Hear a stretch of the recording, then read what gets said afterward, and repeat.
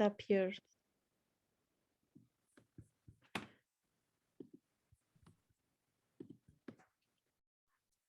So what is Agile? On a very high level, we all seem to have an indication of what it is, but there's a lot of different types of Agile processes and certifications that you can take.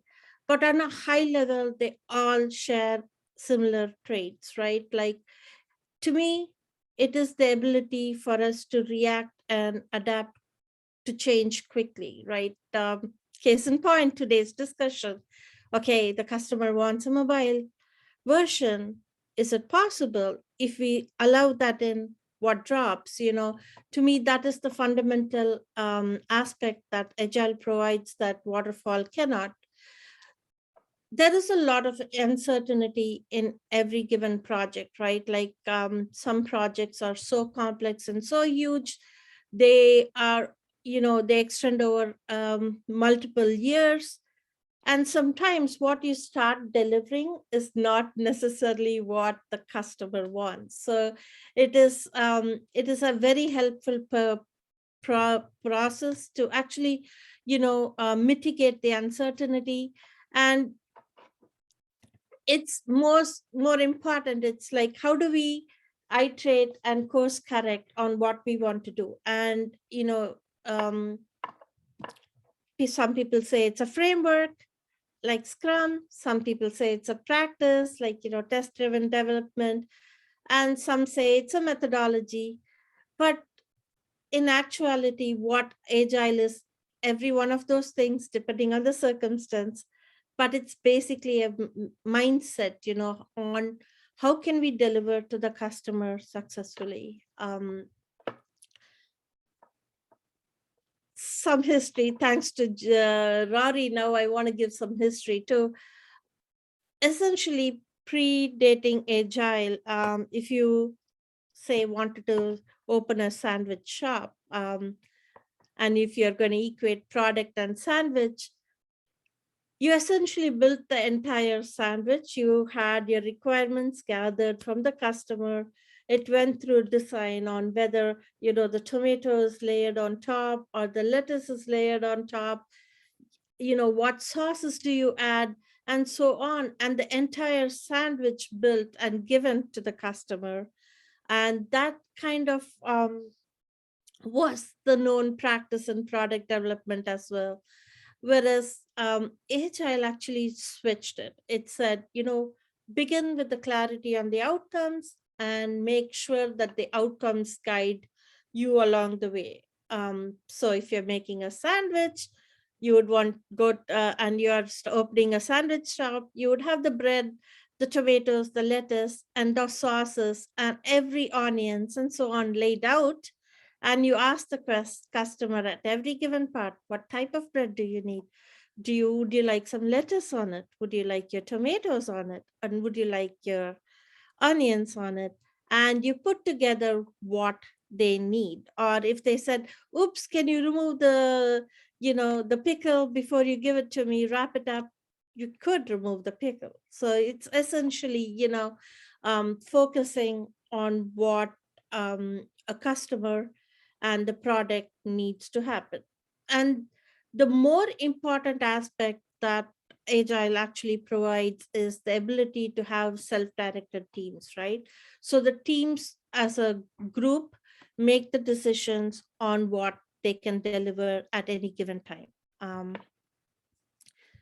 so the Agile Manifesto was written around the 2001, but I argue that every mom knew this years ago, right? Like when you're cooking a meal, you make sure that your customers or your children, in that case, are very articulate about what they like or what they don't like. You kind of cater to their needs, but at the same time, you can enhance what they are eating in a hidden manner as well. So it always places, the manifesto says there's four main aspects that you want to do.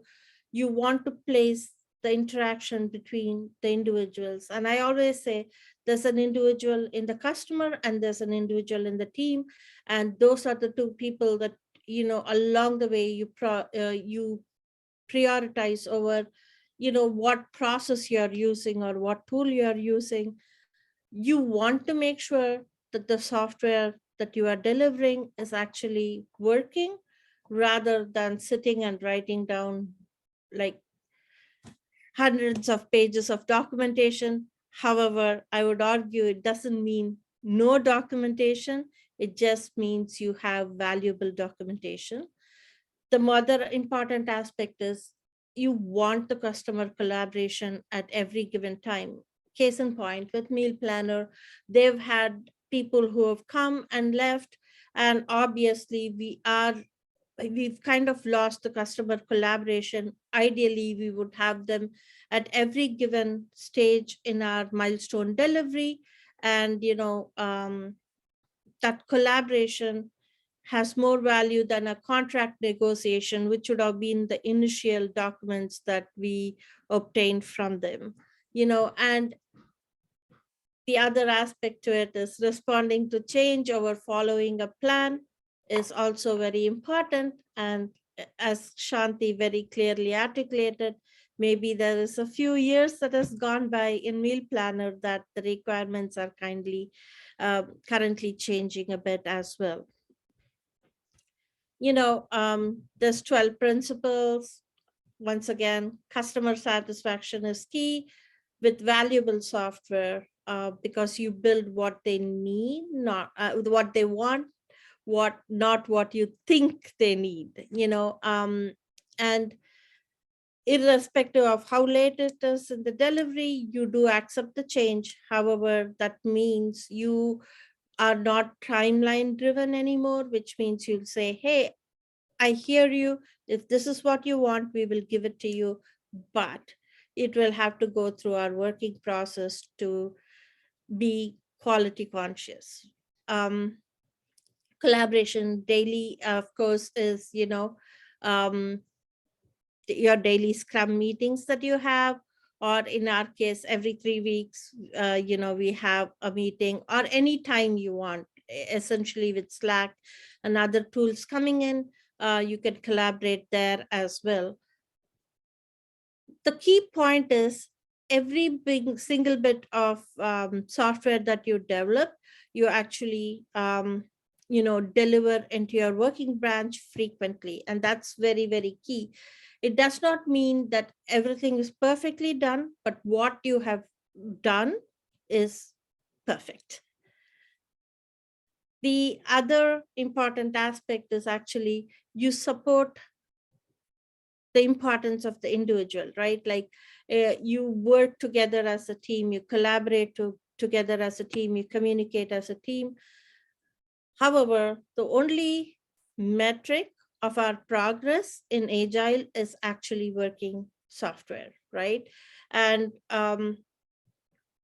any process that you have in place, sometimes, believe it or not, it is also waterfall intermingled with Agile. What it does is it always promotes consistent progress, right? Like, so you want to make sure that the pace is consistent, the teams and the technical design are great. You want to keep your delivery mechanism and your project simple but smart.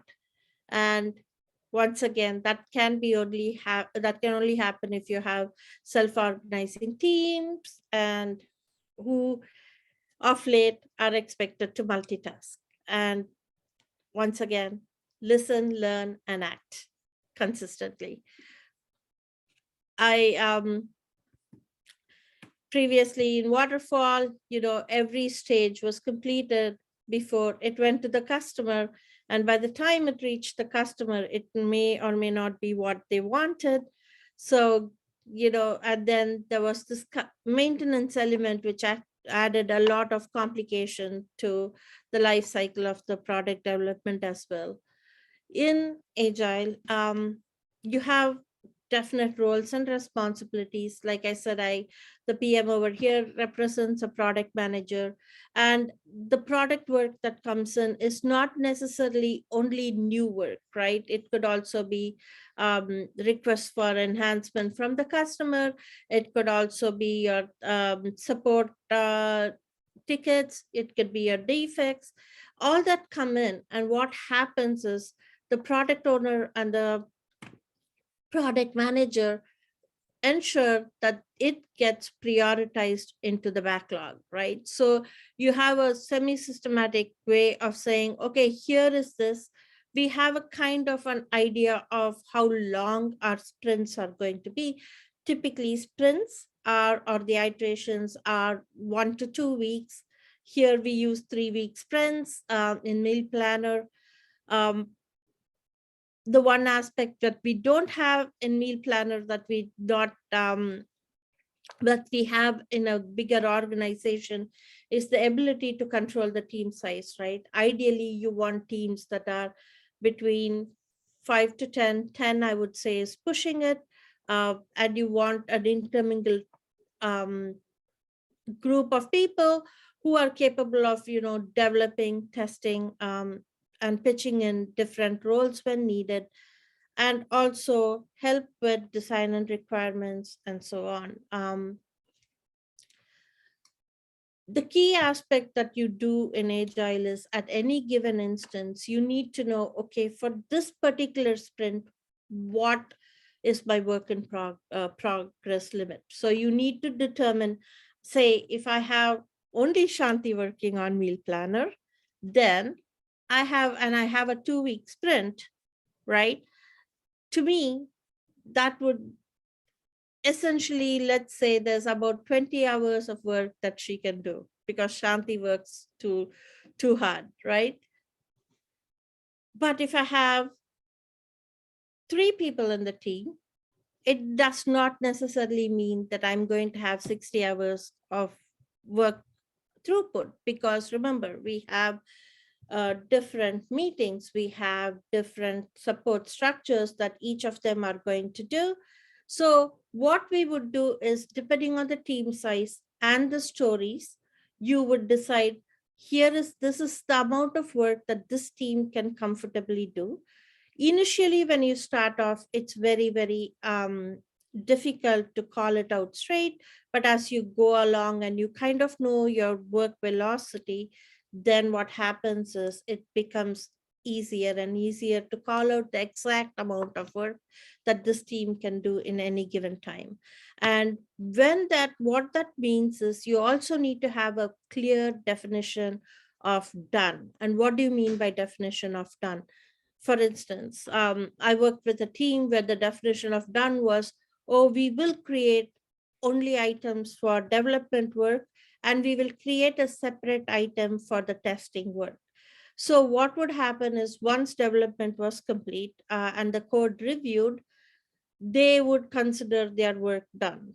And the tester who would pick it up would now have to make sure that their automation code and their testing covered. Once it was covered, would set it to another definition of done. So you need that entire task to be complete for your definition. Whereas some other teams might say, hey, you know what? We are organized enough and we know how we can handle it. So what we are going to do is have our definition of done say it includes development work as well as the QA work and the automation to be complete before we say the item is to be closed. One other aspect to getting this work and the velocity and how many the work in progress is also how clear is your storyline going to be. Like how I would use the word task. What is the smallest piece of work that you can have this particular aspect handle to finish the job that you need to do. And when the definition of done is complete, what it means is the work in its standing is ready to be delivered to the customer. From a bird's eye view, this is the life cycle of agile delivery methodology.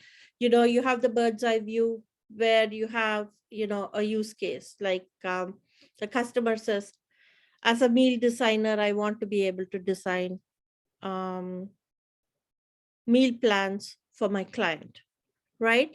That then goes into discovery phase, where the first iteration generally is to sit down and break it down into what are all the necessity aspects or the use cases that you would want for this work to be done. And then once you have the list of stories, what we ideally do is, we have planning poker sessions where, we sit down. So the iteration manager and the product owner would sit down and have the backlog groom. I'm just going to let Pierre in. Um, groom the backyard and prioritize the story. So what do we need to deliver first? What can go in the backlog? Case in point, if we do need that forking, Shanti, can you create the fork? And then maybe we can, create the next part of the mobile application later on. So that kind of discussions, how long is it going to take, right? What is it, who are all going to be involved? For instance, here we do need to start involving design, so that's going to add some more time to our delivery. So you make that decision. Is it, if we say yes to this, what do we say no to? And you rinse and repeat the whole iteration process till the work is complete. So some of the other aspects that are very key when you are doing this development is, as you finish each iteration, you actually showcase your work. Irrespective of how big it is or where it is, typically you say, here is this tiny little piece of work that I have built. Is this to your liking? Rather than wait for a whole bunch of work to be delivered and then you go back and try and course correct, because that is going to be very, very expensive.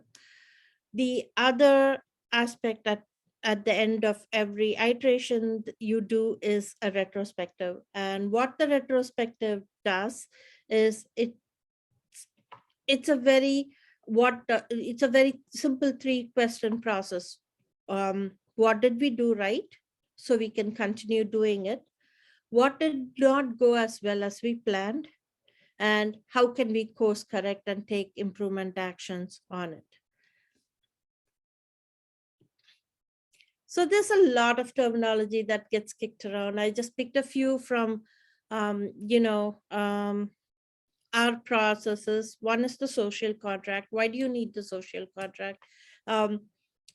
Today, Rory very clearly articulated the need for Elmo, right? Enough, let's move on, because there is an important aspect that we do have to consider, which is to make sure that everybody's voice is heard, not just one person. So that's why we do a social contract. Typically, we would start it at the beginning of a project, and every time we have a new member, or even periodically, we haven't done one here yet. Maybe we could do one in the upcoming weeks in April. Is we would say, what is important to you? How do you respect each other?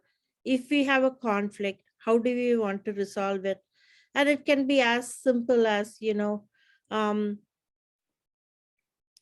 you need to buy me a coffee if you're late consistently for 3 times, everyone a coffee. Or it could be more complicated. You might have to pick up and test for me if you don't do a particular aspect. But the other key is the roles and responsibility. The product owner is responsible for the backlog. The iteration manager, in my opinion, is probably the key individual. The responsibility for the iteration manager is to the sprint, and more important, to the team. It is the first and foremost responsibility of the iteration manager to block anything that prevents or eradicate any blockage that the team has to delivering what it needs to do. Daily scrums are very simple, um, and they are very, very focused on what did we do yesterday, what am I going to do today, and are there any blockers to doing my job today or yesterday. Story planning, or as I love it to call it, is blocker planning, is actually when the stories come, get prioritized.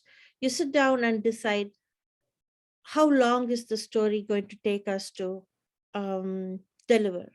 Is it, you know, anything about 2 weeks, or we use the Fibonacci series, so anything about 13 and above generally probably need to go to the drawing board to be split again.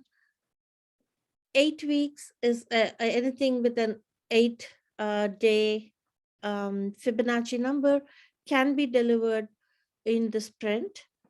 Depending on the number of people available, you will pick up the items.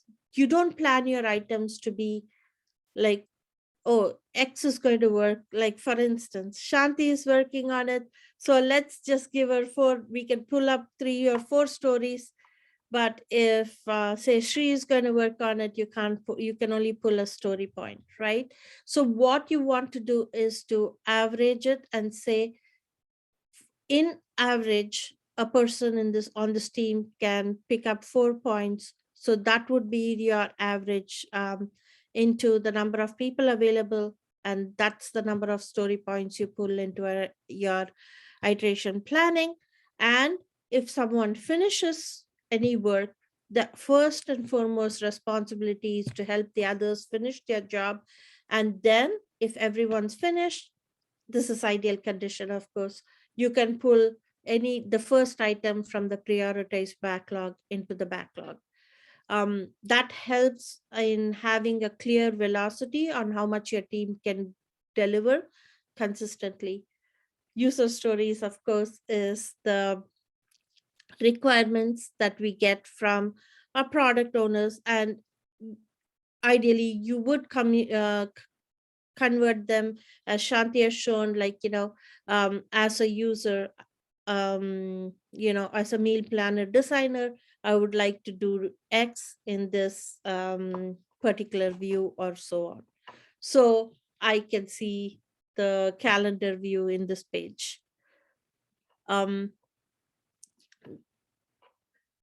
Definition of ready is where like I mentioned, is how you can take any story and start developing with it, because all of the items necessary, all the ambiguities that the story has been resolved, and you can clearly articulate how long it will take you to develop an item. Definition, of course, these are all estimations, by the way, they are not actual numbers to be held on for. Definition of done, we've already kind of talked about it. Frequent releases, one of the important aspect of Agile is, because you're developing with quality, you should be able to release at consistent milestones quickly and efficiently. Velocity, we've talked about it. It's the amount of work that the team can do in a given iteration. So you have burn down charts, which will show the number of story points going up, or you have burn up charts, which is kind of the reverse way of looking at it as well. The key to having a successful story completion is actually acceptance criteria. And ideally, you would not, especially with ATDD, which is acceptance test driven development, you will have your acceptance criteria by talking to everybody, and you will know exactly what you need to deliver. And that would determine the scope, right? What is in scope, what is out of scope, and it helps prevent scope creep consistently. of late, of course, DevOps is becoming a very important aspect of Agile methodology, and the key to it is a continuous improvement and continuous delivery strategy where you at any given time your main branch is production ready. So is Agile for every project? I would love to know the answer to this from the people on this call, actually. Do you think Agile will work for every single project? I think most projects with government, they use waterfall because all the requirements already in place, you have to develop with those requirements. So usually they don't use Agile. True. So, well, the reason the government does it that way is also important, right? Because it's all contractor driven. It's like contract negotiation. So a document has been signed saying, hey, we need to deliver this. And to say, hey, you need to deliver this, it is very, very difficult to, you could do Agile, but it is difficult because it's very timeline centric, right? So you have to deliver X on X date and so on. In real world, unfortunately, even organizations that call themselves Agile, and I worked with a few companies now, what happens is they call themselves Agile, but they are they're quasi waterfall. Simply because when you have a customer, then you have departments like marketing and sales, and they are very timeline based. You kind of have to fit what you're doing for those timelines.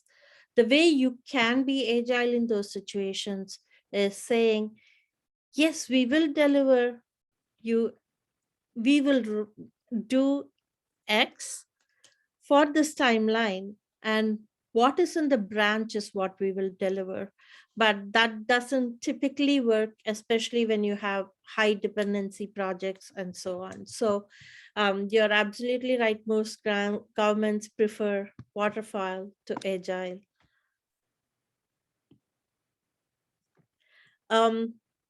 Most of the material that I used today was based on Agile Alliance.org. Scrum.org is awesome. You can actually do a lot of certifications through that. The other aspect that I did use was my IBM Agile training, and of course my workplace aspects. But I am 3 minutes in, so I have a few minutes for some questions if you guys would like to ask any.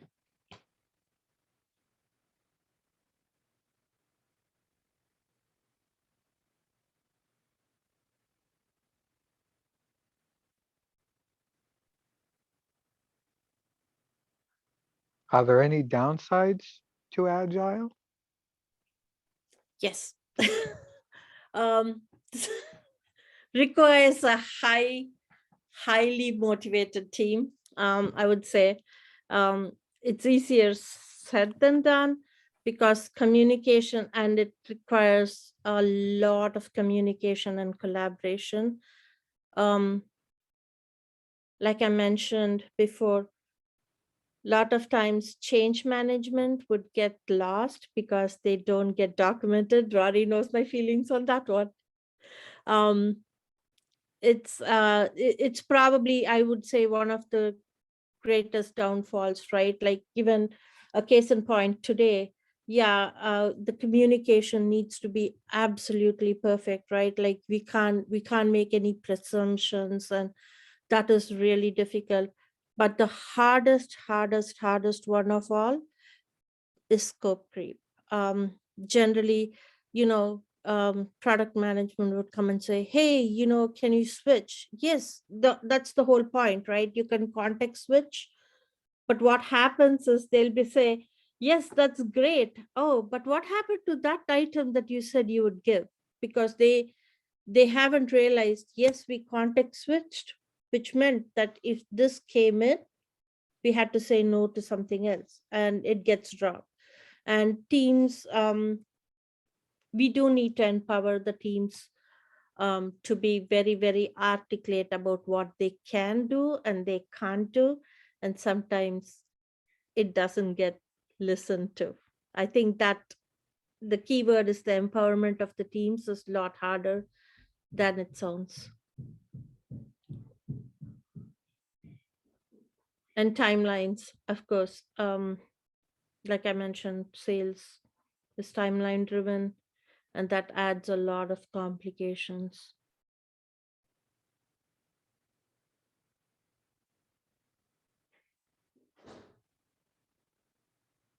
Any other question?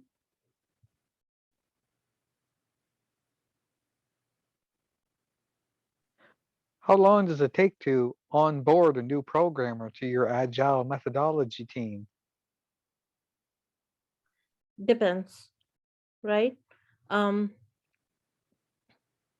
I've onboarded a co-op intern in 2 weeks, and I've not been able to onboard. So it is very personality driven, right? Like how self-motivated is the person who's onboarding is very, very important in this aspect. So that's why I prefer to hire for aptitude and train for skills than the other way around. And especially in Agile, that's so true. Because it's the aptitude, the willingness to earn. It is, there is never a dull moment, and that is both good and bad about it. It sounds like sometimes it heavily relies on superstar programmers just to get things done. No, what you need is superstar teams, right? It's the support of the teams for the individual that actually makes it successful. Processes and tools alone are not enough. It's the support, pair programming, extreme programming, all, they're all different flavors of it. I actually think Agile works simply because instead of sitting down and having it, I can say this with experience. If you have a lone wolf, it actually is detrimental to our development process. Yeah, I was going to say the same thing. It does not help to have rock star programmers. Yeah. In fact, one of the problems is, and we've kind of faced this over here too, right? Like the communication and collaboration is very, very important, and it is important for the entire team to take ownership together. The best one that I've heard is like, you're only as strong as your weakest link, and that applies to Agile every single time.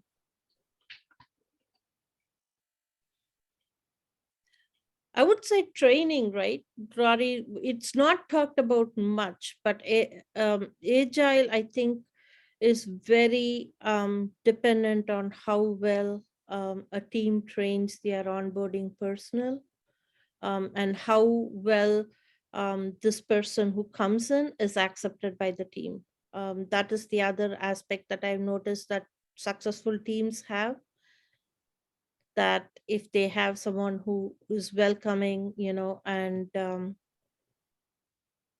it's the camaraderie that's very, very important. Yeah, it does tend to be social, and that doesn't necessarily mean that every team member has to be, a social butterfly or whatever. But the interaction and collaboration is important, and having some understanding of and kind of respect for the process and the rituals, like Sree was mentioning some of the rituals. It really helps, right? Things fall apart pretty quickly if somebody's not putting effort into their retrospective, or they're not showing up for the daily scrums, or whatever. It falls apart pretty quick.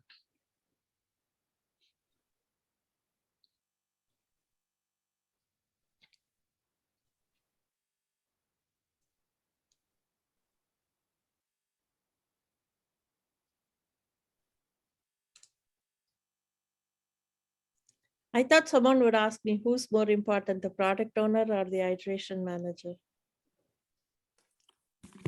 Which one is it then? um, so the product owner to me is also part of the team, right? There is no difference. So when I say the product owner owns the backlog grooming, what you want is someone who's able to have a little more vision, right? Like, it's the visionary of saying, hey, here is my aspect. This is where I see the product going. I need to say A has to be like, A, B, C, D, E, and get that list going, but also can understand, hey, this might have a dependency on some other teams, right? When you have interdependency. So it's that kind of thought process, right? You want someone who's very, very methodical. To me, the iteration manager's first and foremost job is to protect the team, right? It is to say, and sometimes from the product owner. So if they are going to come and switch and context switch, the iteration manager is someone who needs to be able to have that empowerment to say, hey, wait a minute, we are a team here. Don't push them to a point that we can, we are going to fail. So it's that I would say the most important person is the team itself, like the developers and the testers of the team. And of now, you would have heard of the term said it, right? Like it's you are expected to do both development and testing, an individual, and of course also so do the support, which is a switch from the waterfall completely, where you had separate teams doing separate jobs. Now you have that one team capable of doing everything and maintenance. So I would actually argue that the team members are more important than either of the other two. Essentially, title versus actual work done. Right, Rory? Sure. Is it easy to tell who's going to become either like a good project manager or a good iteration manager?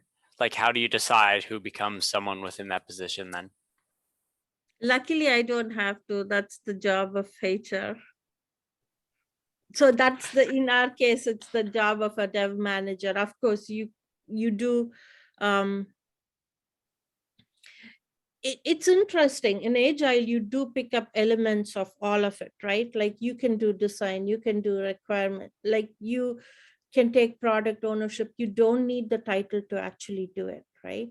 I could, like, if there's an architectural question I have, I could say, hey, Rory, can we can we consider this? Wouldn't this be better as opposed to doing it this way? So, that's where the principle of shift left also comes in, because now the earlier you question and you test your requirements or your stories, or what happens is that gives you the ability to actually catch defects early in the process, which is a big difference from the waterfall, right?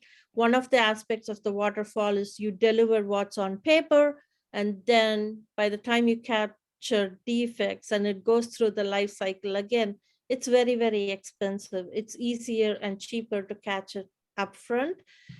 The Agile process is beautifully suited to do exactly that. So, when we look at the diagram and you have the requirements, and you might think of, hey, this is not necessarily mentioned here as part of the acceptance criteria, can we look at it? And, what is the problem? Like, push, instead of saying, yeah, the customer needed it, but what is it going to take for us to deliver it, right? So the quicker we change those perceptions, right? The quicker we tell Greener Village, no, we'll wait. You'll have to wait for your mobile. We're going to concentrate on the desktop. They are satisfied. We are satisfied because they get something in their hand to work with, while we can work on the next part. So that's fundamentally what the difference is. Instead of saying, hey, I have to build the desktop and the mobile and the client and the admin and everything before I give it to you as a product, we are saying, here is this part of the product, start using it, give us feedback, and while we will work, and let us know your feedback on it and your defects, we will fix that while we work on the next bit of work code. Cool. And that's why Roddy can say, hey, I've pushed it and here you guys go. It's ready and live. We should make him do it every day. Can you do voice messages too, Rory? Sure. You could start an account for that. People would pay for you to read them stuff. Like Bruce Buffer does it. I think you're that level talent.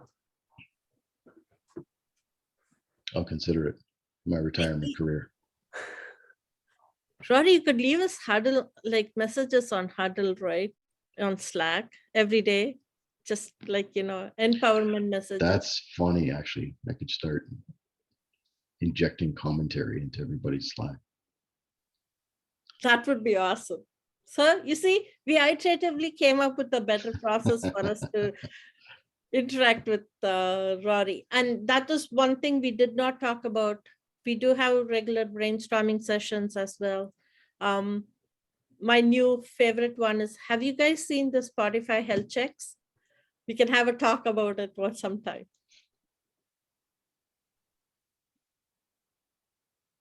And RCAs. Have we been doing the health checks at work? We should do one. Maybe next week. I haven't. Oh, The you last one I haven't remember done- was when Karen was here. Are we recording? But I've started a new health check process, Rory. You want to see it sometime? Sure, yeah. Oh, okay, cool. I will.